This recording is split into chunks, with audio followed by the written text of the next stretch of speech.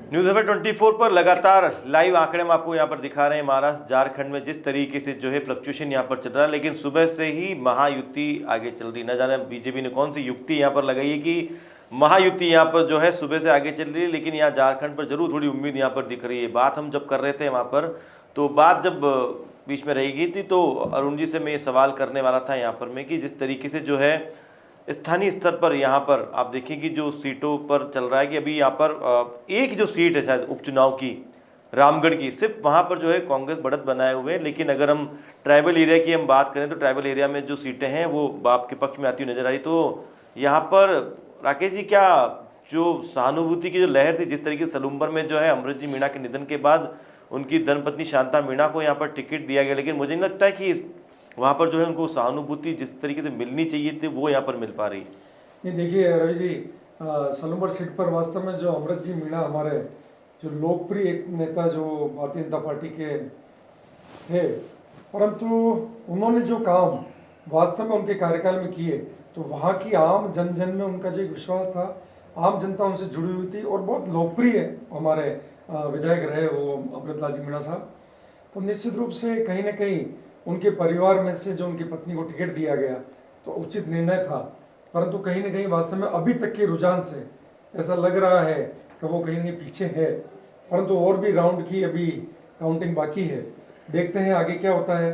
कहीं ना कहीं कभी कभी ऐसा भी होता है कि कुछ जो क्षेत्र होते हैं, कुछ राउंड में जो भाग संख्याएं जो होती है, उन भाग में कहीं ना कहीं दूसरी पार्टी के जो प्रत्याशी होते हैं वो लीड लेते हैं, परंतु जो हमारे जो विचारधारा के जो हमारे प्लस के जो राउंड है वो बाद में आते हैं।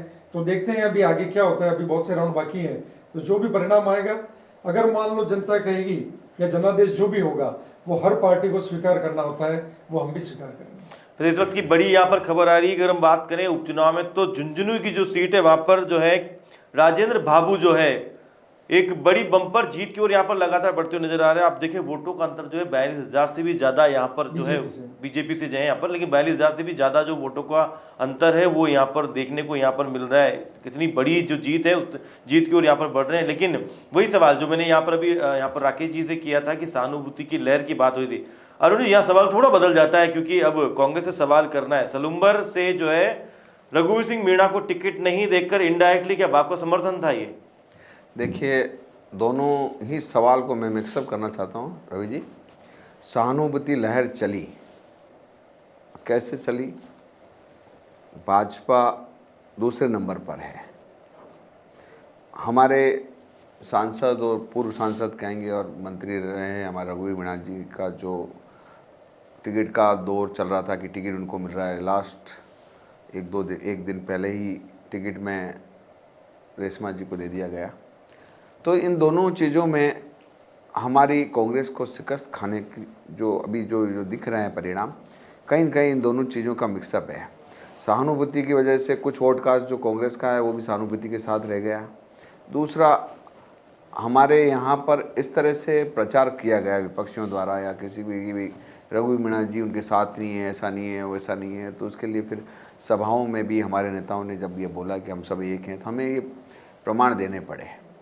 तो जनता जब जो सुन लेती है उस पर आगे अपना बना देती है। तो ऐसे में जो तीसरा आयाम लोगों ने ढूंढा और उसमें बाप पार्टी का जो उन्होंने किया, तो उसमें दोनों ही वोटों का फ़र्क पड़ा। और मैं मानता हूं कि इससे कांग्रेस को आज जो शिकस्त का जो आंकड़ा है हमें प्राप्त हो रहा है। बाकी हम जीत की ओर हो सकते थे अगर ये दो कारणों में हम मानते हैं। सहानुभूति लहर जो थी उससे भी वोटकास्ट भाजपा को हुआ, और हमारे टिकट के बंटवारे में कहीं न कहीं पहले से स्पष्टतया ये नहीं कहा गया और जो बताया नहीं गया, तो कार्यकर्ताओं में एकदम आखिरी मोमेंट पे जब टिकट का ये बदलाव हुआ, वो भी इसका कारण हो सकता है।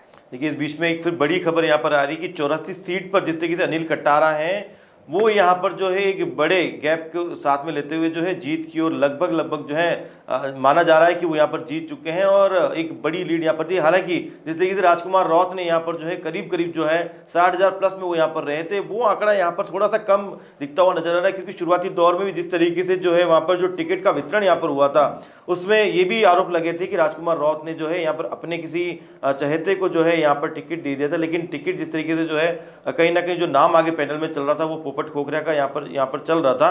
तो एक जो बड़ी जीत यहाँ पर आ गई। दूसरी तरफ देखिए जिस तरीके से जो है झुंझुनू की जो सीट है फिलहाल वो अभी यहाँ पर बीजेपी के खाते में पहुँच चुकी है। यहाँ पर जिस तरीके से जो है राजेंद्र बाबू जो है वो एक बम्पर जीत की ओर यहाँ पर आ चुके हैं। तो वहीं दूसरी तरफ आप देखें कि यहाँ पर जो सीट है 84 की, उस 84 की सीट पर भी जो है अब यहाँ पर लगभग फाइनल हो चुका है कि जो बाप पार्टी है वो यहाँ पर अपनी जो है इस सीट पर जो है एक बार फिर से यहाँ पर काबिज हो चुकी है, क्योंकि जो सीट है राजकुमार राउत के सांसद बनने के बाद जो सीट थी वो यहाँ पर खाली हो गई थी। अब उसके बाद देखिए कि इसके अलावा जिस तरीके से यहाँ पर जो मतगणना जो स्थल है वहाँ पर जो है जश्न शुरू हो चुका है। भाजपा के जो राजेंद्र गुर्जर हैं वो यहाँ पर बढ़त बनाए हुए हैं, करीब 10,390 वोटों की जो है लीड यहाँ पर लेकर चल रहे हैं। यानी कि एक मजबूत स्थिति जो है यहाँ पर बीजेपी की नजर आ रही है। कांग्रेस आखिर क्या कर रही है अरुण जी यहाँ पर उपचुनाव के अंदर? देखिए कांग्रेस एक तो हम कह सकते हैं कि हम विपक्ष में हैं। सरकार और सरकारी तंत्र का बहुत बड़ा जिम्मेदारी दायित्व होता है। जिस तरह से थप्पड़ कांड हुआ है, ये सारी चीज़ें जो होती है वहाँ लगता है कि चुनाव में जो चुनाव आयोग है जो स्पष्टतया जो चुनाव का परफेक्शन होना चाहिए, जहाँ उन्माद नहीं होना चाहिए, जो भी चीज़ें होती है वो लोग देखते हैं। ऐसे में हम तो कयास लगा सकते हैं कि स्थिति है, क्योंकि उदयपुर मेवाड़ की दोनों सीटों का जाना तो 84 लगभग तय था कि वहाँ पर एक समुदाय और आदिवासी सब बाप पार्टी के साथ ऐसा पहले से प्रतीत हो रहा था। जैसा कि श्रीवास्तव जी ने कहा कि आसपास की जो इन्होंने पहले ही बता दिया कि आने वाला टाइम में समय में मेवाड़ और मेवाड़ के अंचल के आसपास बाप पार्टी से दोनों ही पार्टियों को लड़ना होगा। हम जहाँ देखते हैं कि विपक्ष में तंत्र का प्रभाव तो रहता ही है, कार्यकर्ता थोड़ा सा तंत्र के साथ बाधित रह के हताश भी नज़र आता है। तो जो हम कह सकते हैं कि सरकार का और तंत्र का दोनों का समावेश होने से हमें तंत्र तो यहाँ पर इससे पहले जो विधानसभा चुनाव है तो उसके अंदर में अब तो डबल इंजन की सरकार, लेकिन इससे पहले तो जो गहलोत सरकार भी यहाँ पर रही है। तो तंत्र तो आपका भी रहा है, हमेशा ही रहता था कि जब शुरुआत होती थी तो जब बैलेट पेपर खुलते थे तो लगता था कि हाँ शुरुआती दौर के अंदर में जो है काफी सारे जो वोट है वो यहाँ पर जो है कार्मिकों के जो है कांग्रेस को जा रहे हैं, लेकिन बाद में जाके बाजी पूरी पलट गई। तो तंत्र तो यहाँ पर कांग्रेस का भी रहा है। देखिए मैं ऐसा तो नहीं हो रहा कि सातों की सातों सीटें भाजपा को मिल रही है। एक सीट पर यहाँ पर कांग्रेस है। बाप पार्टियां पहले मान चुके हैं कि शुरू से जो है वर्चस्व में लगातार बढ़त बना रही है। राकेश जी भी इस बात से जरूर सहमत होंगे और श्रीवास्तव जी ने भी ये चीज़ बताई है कि जिस तरीके से नाम उनका है आदिवासी पार्टी, तो कहीं ना कहीं युवा जो है उनके साथ में यहाँ पर लगातार जुड़ते हुए जा रहे हैं और जोश के साथ जुड़ते हुए जा रहे थे। लेकिन फिर भी जिस तरीके से परफॉर्मेंस आप यहाँ पर देख पा रहे होंगे ओवरऑल अगर 7 सीटों पर, तो सिर्फ एक जो सीट है वो यहाँ पर जो है जीतती हुई यहाँ पर जो है कांग्रेस नजर आ रही है। तो क्या उस सीट पर जब आगे कांग्रेस आगे चल रही है रवि जी, मैं हमारे मित्र से पूछना चाहता हूँ, तो वहाँ भी सरकारी तंत्र इनके पक्ष में काम कर रहा है? देखिए वहाँ जो बड़े नेताओं का जोश हम देखिए, यहाँ दोनों सीटों पे आप देखें कि हमारे यहाँ जो सभाएं भी हुई आपने देखा होगा। आपके यहाँ चीफ मिनिस्टर आए, हमारे यहाँ पर वो हमारे प्रदेश अध्यक्ष जी आए, वहाँ पर प्रदेश अध्यक्ष जी के साथ सचिन पायलट जी और सारे लोग लगे हुए हैं। तो प्रभाव तो जो मनोबल बढ़ता है कार्यकर्ता का, उसका जोश के साथ में जो होना चाहिए, तो वो जोश तो नेताओं के बल पे और बल बढ़ता है। तो हर चीज़ का एक अपना अपना महत्व होता है।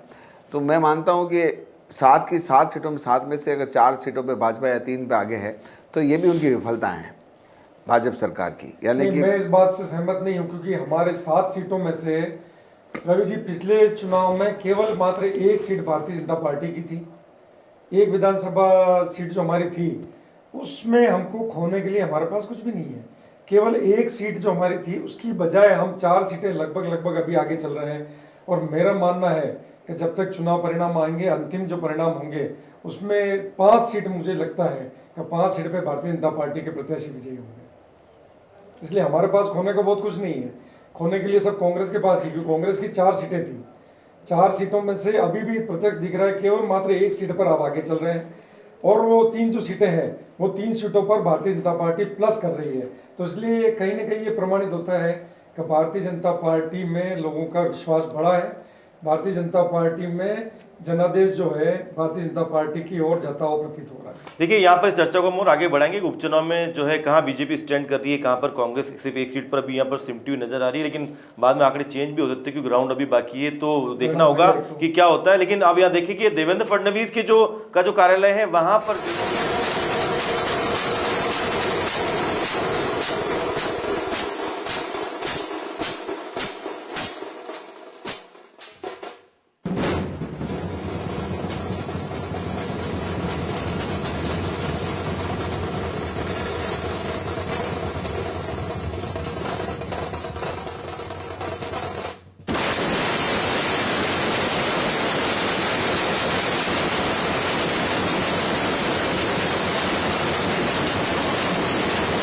देखिए, मैं अभी फ़िलहाल के तौर पे यही कहना चाहूँगी, क्योंकि काउंटिंग अभी भी चल रही है, तो हम लोग जब इतना इंतज़ार की।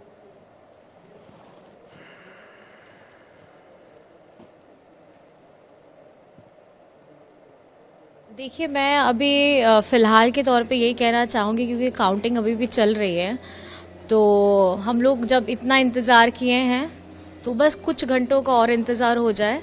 और मैं समझती हूँ कि अभी कुछ कहना ज़्यादा जल्दबाजी होगी, तो थोड़ा सा वेट कर लीजिए। चलिए, कोई बात नहीं, रुझान है। अब आप तो इतने देखिए, 23 तारीख का इंतज़ार सबने किया है, और मुझे लगता है कि कुछ घंटों का, 2 से 3 घंटों का इंतज़ार और करिए। मैं ये कहना चाहती हूँ कि झारखंड की जनता ने, हमारे बड़े बुजुर्गों ने, हमारे भाई दादा ने, हमारी माताओं बहनों ने, हमारे युवा साथियों ने विकास का रास्ता चुना है, और कहीं ना कहीं इस बार मैया की जीत हो रही है। बस मैं ये कहना चाहूँगी। आपका भी जिस तरह से कांडी विधानसभा से आप लगातार जो प्रयास कर रही थी, अभी भी जो रुझान है उसमें थोड़ा कुछ है, लेकिन क्या लग रहा है कि उम्मीद है कि अपना और भी रिकॉर्ड तोड़ मार्जिन से आगे निकलेंगे? देखिए, अभी कुछ कहना मुश्किल है, अभी तो पहले कुछ बोलना नहीं चाहिए।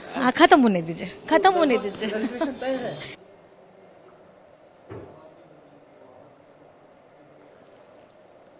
ढोल नगाड़े बजने शुरू हो चुके हैं यहाँ पर में। आप देखिए, महाराष्ट्र की अगर राजनीति की हम बात करें तो साथ के साथ में जो है आतिशबाजी भी यहाँ पर शुरू हो चुकी है। बड़ा एक अंतर है जो अब बड़ा मुश्किल लग रहा है कि ये पट पाएगा। मुझे लगता है कि काफ़ी बड़ा अंतर है, क्योंकि अभी जो महा विकास अघाड़ी है वो 56 पर है, और शुरुआत में जरूर जो है सुबह के जिस तरीके से जो रुझान थे तो बड़ी मुश्किल से जो है वो 60 से 63 64 तक पहुंची थी। लेकिन उसके बाद जिस तरीके से जो ये अगाड़ी है वो ऐसी पिछाड़ी हुई कि उसके बाद में आगे बढ़ नहीं पा रही है, और महायुति लगातार बढ़त बनाए हुए हैं। श्रीवास्तव जी, हम बात कर रहे थे यहाँ पर में जो है राजस्थान की इन सीटों के ऊपर। कांग्रेस फिलहाल जो एक सीट पर है, इधर आप देखिए कि देवेंद्र फडणवीस के जो कार्यालय है वहाँ बाहर जो है अब ढोल नगाड़े बजना शुरू हो चुके हैं, क्योंकि न्यूज़ अफेयर 24 जो है आपको महाराष्ट्र झारखंड के साथ साथ जो है 7 जो उपचुनाव की सीटें हैं वो लगातार दिखा रहा है। और हमारे साथ में जो हमारे गेस्ट बने हुए हैं और सुबह से लगातार बने हुए हैं, और देखिए कि आप किस तरीके से जो है महाराष्ट्र को लेकर जो भी हम जोड़कर हम आपको दिखा रहे हैं, तो उसके अलावा झारखंड में क्या कुछ हो रहा है वो भी हम आपको दिखा रहे हैं। तो वहीं ऐसा नहीं है कि हम यहाँ स्थानीय स्तर पर बैठकर जो है राजस्थान उपचुनाव को भी जो हम आपको यहाँ पर लगातार दिखा रहे हैं। श्रीवास्तव जी, उपचुनाव में एक सीट पर यहाँ पर जो है कांग्रेस है, लेकिन बीजेपी तकरीबन 2 सीट पर है। उसके अलावा आप पार्टी लगभग जो है 84 में यहाँ पर नील कटारा है वो जीत चुके हैं। इधर एक सीट पर जो आप देखें झुंझुनू में जो राजेंद्र बाबू है वो यहाँ पर जीत चुके हैं। राजस्थान की 7 में से 5 के परिणाम लगभग तय हैं जी, और बाकी जो 5 सीटें हैं उन पर रस्साकशी चल रही है। एक सीट तो लगभग सलूंबर की मुझे लगता है कि बाप के खाते में जा रही है। अब जो बाकी 3-4 सीटें हैं उस पर क्या स्थिति बनती है कुछ नहीं कह सकते, क्योंकि विधानसभा क्षेत्र ऑलमोस्ट 1-1.5 लाख वोट का होता है। उसमें से 70% अगर वोट पड़ते हैं, 70-75 हज़ार 80 हज़ार वोट पड़ते हैं। अब 2-4-5 हज़ार का अंतर है, कोई भी जीत सकता है, कोई भी ऐसा नहीं है। कोई भी ऐसी सीट है जो वन साइडेड जा रही हो, सिवाय इसके एक या दो सीट गई है 40-42, बाकी तो सीटें 4-5 हज़ार की सीटें हैं। अब कब कौन सा प्लस माइनस होता है कुछ नहीं कह सकते। प्रशासन की बात चल रही थी यहाँ पर। मैं थोड़ा सा वापस एक बार जो है राकेश जी के पास में आना चाहूँगा कि प्रशासनिक तंत्र की यहाँ पर बात चल रही थी, तो राकेश जी ने एक सवाल उठाया था कि अगर एक सीट पर कांग्रेस आगे चल रही तो क्या यहाँ प्रशासनिक तंत्र काम नहीं कर रहा है। और अरुण जी का ये कहना है कि आपके बड़े नेताओं की यहाँ पर सभा है, तो डोटासरा जी भी तो आए थे यहाँ पर। देखिए, डोटासरा जी बड़े नेता हैं, प्रदेश अध्यक्ष भी हैं। मैंने ऐसा कहा कि जो जयपुर के आसपास जो सीटें थी 2-4 ये सब, वहाँ पर जो जितने नेताओं की सभाएं हुई हैं उसकी तुलना में मेवाड़ की हमारी दोनों सीटों पर नहीं हो पाई। 84 में हमारा एकदम युवा नया यूथ कांग्रेस का साथी खड़ा हुआ, जो वहाँ की कमान युवा कांग्रेस को दी गई और उन्हीं से ही चुनाव लड़े गए नेताओं के साथ उन्हें। तो मैं ये समझता हूँ कि कहीं न कहीं मैंने ये नहीं कहा कि यहाँ पर नेता के अभाव रहा है या तंत्र का ऐसा, मैंने ये कहा कि मनोबल बढ़ता है नेताओं के आने से। कोई बड़ी सभा होती है या ऐसा कुछ प्रतीत होता है। अब महाराष्ट्र और झारखंड के 2 चुनाव, महाराष्ट्र केंद्र बिंदु था सभी नेताओं का, तो बड़े सारे नेता हैं, चाहे वो राजस्थान के हो या अन्य प्रदेश के हों, वो सारे महाराष्ट्र की ओर थे। तो मैं मानता हूँ अगर कुछ ज़्यादा ही सभा होती है तो जो हम कह रहे हैं कि हमारा दूसरे स्थान पर, तो अब ये नहीं कह, ये तो स्पष्ट बात श्रीवास्तव जी जान रहे हैं और हमारे साथी भी जान रहे हैं कि बाप पार्टी दोनों एक जगह जीत गई और एक जगह जीत के करीब है, और राउंड काफ़ी हो चुके हैं 22 राउंड में से। लगभग मैं मानता हूँ 15-16 तो हो ही गए होंगे। तो ऐसे में अब जीत का अंतर पाटना ना तो भाजपा के लिए और ना ही कांग्रेस के लिए संभव है। अरुण जी, यहाँ पर कुछ तस्वीरें यहाँ पर आ रही है, हम दर्शकों को बताना चाहें कि अजीत पवार एनसीपी ग्रुप से, वहाँ आप देखें किस तरीके से जश्न का माहौल है। यहाँ पर में महिलाएं जो है खास तौर से काफ़ी यहाँ पर खुश नजर आ रही है। सीधी तस्वीरें आपको जो हम दिखा रहे हैं, यहाँ पर देखें कि अजीत पवार के जो कार्यालय है उसके बाहर में यहाँ पर जो है महिलाएं गुलाबी साड़ी पहनकर, और यहाँ पर जो है हाथों में जिस तरीके से जो झंडे हैं, तख्तियां हैं, और यहाँ पर पुरुष भी जो है नाचते हुए नजर आ रहे हैं। क्योंकि अब जिस तरीके से जो है परिणाम लगभग जो है एक तरीके से मन में सब समझ चुके हैं कि कहाँ पर क्या होने वाला है, कौन सी सीट कहाँ पर कौन जीत चुके हैं। काफ़ी सारे परिणाम जो आ चुके हैं, क्योंकि महाराष्ट्र में आप देखें कि 221 पर महायुति, और ये बड़ा मुश्किल सा यहाँ पर लग रहा है। फिलहाल जो है इस चर्चा को मैं आगे बढ़ाते हुए अब जो है मैं चाहूँगा कि श्रीवास्तव जी, यहाँ पर देखिए कि अब तो तस्वीरें जो हैं जश्न की सामने आने लग गई है। इसके अलावा उपचुनाव की भी हम यहाँ पर बात कर रहे हैं, तो उपचुनाव में जरूर कांग्रेस एक सीट पर है, लेकिन इसके अलावा बाप पार्टी जो है लगातार यहाँ पर बढ़ रही है। लेकिन अब झारखंड में जश्न कब होगा? झारखंड में जश्न कब होगा ये तो अंतिम परिणाम बताएगा। महाराष्ट्र में तो शुरू हो चुका है जश्न। आप देखें कि देवेंद्र फडणवीस के बाहर तो वहां पर जिस तरीके से जो है ढोल नगाड़े होने शुरू हो चुके हैं। में बहुत बड़ा अंतर है जी, 3/4 से ज्यादा सीट। अरुण जी, ढोल नगाड़ों की आवाज तो आई होगी आपके पास बिल्कुल कि जिस तरीके से जो है ढोल नगाड़े यहाँ पर बजे, तो आवाज आप तक भी आई होगी।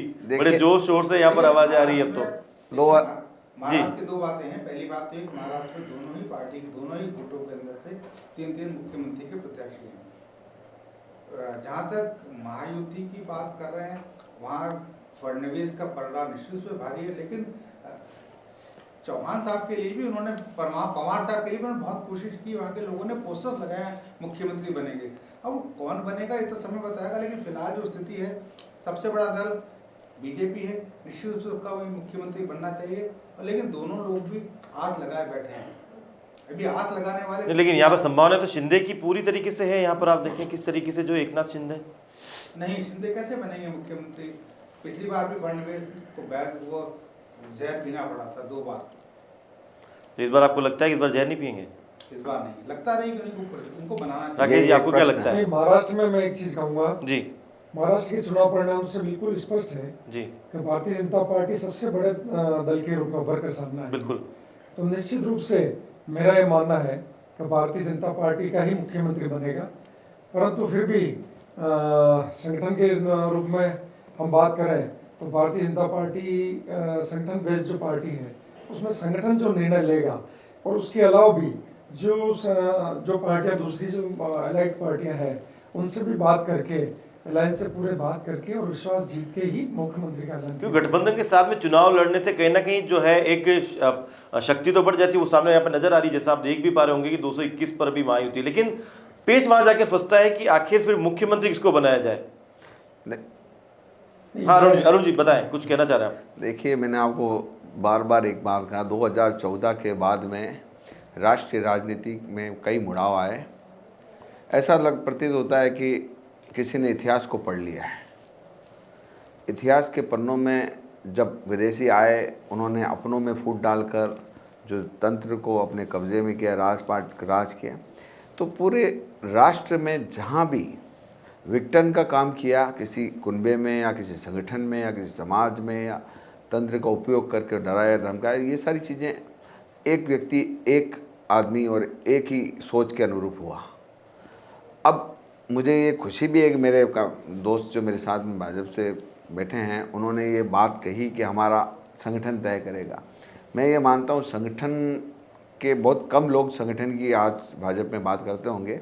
सभी लोग एक व्यक्ति की बात करते हैं कि उन 2 व्यक्तियों की सोच किसके अनुरूप होगी और कौन किसको बैठाएगा। फडणवीस का भी ऑर्डर ऊपर से ही, जब वो वाकया देखा हमने, जब श्रीवास्तव जी ने कहा जहर का घूंट, वो जहर का घूंट में किसका फ़ोन आया, वो पूरा तंत्र को किस तरह से किसने कहा और क्या कहा। तो अब ये तो सारा, तो आपको लगता है कि 2 व्यक्ति जो है मिलके जो है पूरी वही बीजेपी को चला रहे हैं? हाँ, वही उन्होंने ही इतने बड़े गठबंधन का, या जिस तरीके से महायुति गठबंधन का उस पे साथ जो पूरे महाराष्ट्र का जो इनको जो समर्थन मिल रहा है, यहाँ पर जनता को समर्थन मिल रहा है, तो आपको ये लगता है कि अगर फिर झारखंड के अंदर में शिंदे, तो फिर क्यों काम नहीं कराई? देखिए मेरी बात सुनिए, झारखंड में मैंने आपको बताया कि जैसे ये सवाल मेरा राकेश जी से भी है कि झारखंड के अंदर मोदी मैजिक काम क्यों नहीं आ रहा है? झारखंड का संघर्ष बोध है। जब बिहार से अलग हुआ, जी जब जो संघर्ष सोरेन परिवार और उन्होंने किया, उसको जब एक पूरा राज्य का दर्जा देना, फिर उनको जेल तक करना, उनके ऊपर तंत्रों का उपयोग करना, ये वहाँ की जनता उसके विमुख, जब जनता जनादेश जनार्दन कहते हैं हम, उन्होंने कर दिया। जब एक सोच के तहत पूरे आप देख लीजिए, कहीं भी आप किसी राज्य में उठा के देख लीजिए, किसी भी अगर पार्टी के अगर किसी व्यक्ति को, चाहे वह जनप्रतिनिधि हो, उसमें अगर विघटन डाला या उनको लिया, तो दो ही व्यक्तियों की सोच ने और उस पर वो किया। आज भाजपा का एक भी व्यक्ति ये नहीं बोल सकता कि मोदी जी तय नहीं करेंगे और दूसरा तय करेगा।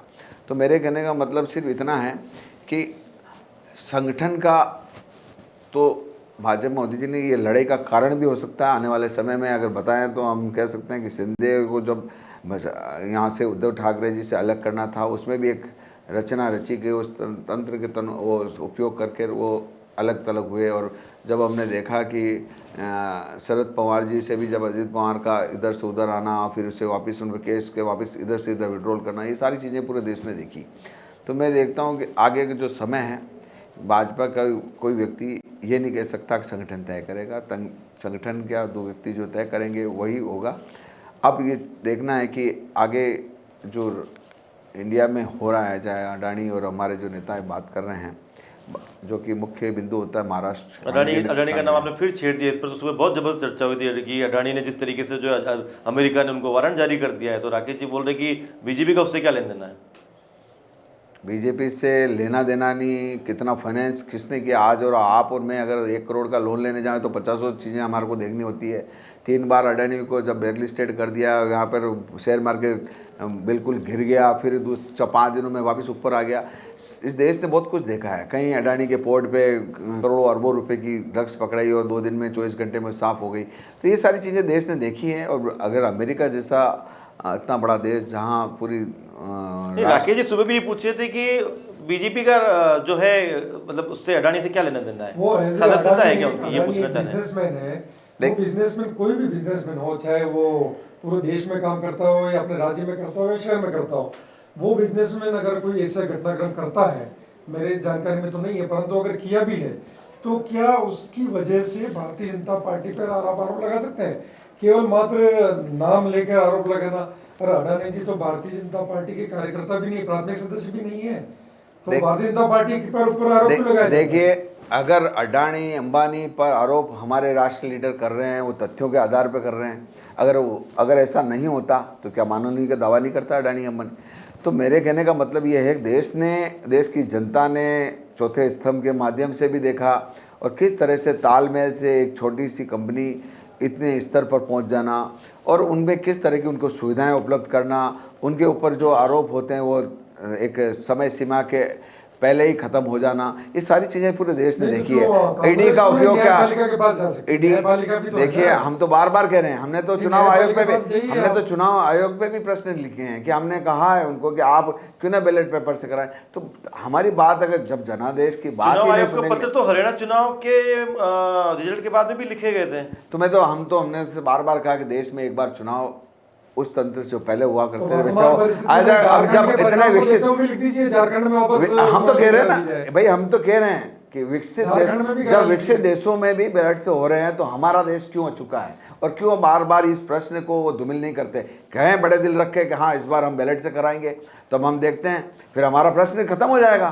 तो ऐसा क्यों नहीं कर रहे हैं? अगर वो जनप्रिय नेता हैं और जनता की बात सुन रहे हैं, तो विपक्ष एक बहुत बड़ा मुद्दा और उछाल के चुनाव आयोग पर प्रश्न चिन्ह कर रहा है, देश के प्रधानमंत्री और उन पर, उनकी कार्यपालिका, उनके सिस्टम पर अगर प्रश्न कर रहा है तो उस प्रश्न को खत्म करना चाहिए ना, प्रश्न खत्म करना चाहिए। झारखंड में मैं यूँ कह रहा हूँ कि हमने बैलेट पेपर से हुआ या ईवीएम मशीन से, पहले मुझे इसका आंसर दीजिए। हमने ये नहीं कहा कि अब जब ये झारखंड में किससे वोटिंग हुई है? ईवीएम से हुआ, ईवीएम से हुई है, तो फिर आप उसको इन लास्ट 2.5 देखिए मेरी बात सुनिए, इतिहास पे जो है महाराष्ट्र में जो है यहाँ पर जो है श्रीकांत जो है वो क्या कह रहे हैं, बड़े जो नेता है कुछ जो है उनके कुछ बयान यहाँ पर सामने आ रहे हैं। एक बार वो भी हम यहाँ पर सुन रहे थे, क्योंकि लगातार जो है जीत लगभग तय हो चुकी है महाराष्ट्र में, तो अब वहां पर जो है बयान सामने आ रहे हैं बड़े नेताओं के, एक बार वो सुन लेते हैं।